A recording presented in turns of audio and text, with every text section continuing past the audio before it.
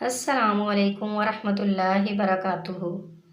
ایک سرکاری ملازم دفتر کی الماری سے پرانا ریکارڈ تلاش کر رہا تھا کہ اچانک اس کی نظر ایک زنگ آلود چراغ پر پڑی۔ اس نے چراغ باہر نکالا اور اچھی طرح رگڑ کے صاف کر ہی رہا تھا کہ اس میں سے جن برآمد ہو کے کہنے لگا، کیا حکم ہے میرے آقا؟ میں آپ کی 3 خواہشات پوری کرنے کے لیے حاضر ہوں۔ سرکاری ملازم پہلے تو گھبرایا، پھر ذرا سنبھل کے آزمانے کو کہنے لگا، اگر یہ بات ہے تو میری کھانے کے لیے اسی وقت پلاؤ، شامی کباب، قیمہ، پراٹھے اور شاہی ٹکڑے حاضر کرو۔ زوں کی آواز کے ساتھ یہ سب میز پر حاضر ہو گیا۔ اب ملازم نے سوچا کہ سوچ سمجھ کر اگلی فرمائش کرنا چاہیے۔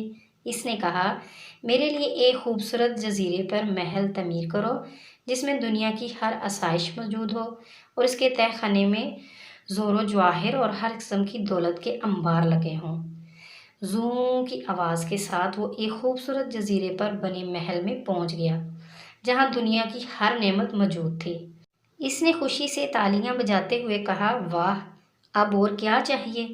بس میری تیسری اور آخری خواہش یہ ہے کہ مجھے ساری زندگی کوئی کام نہ کرنا پڑے۔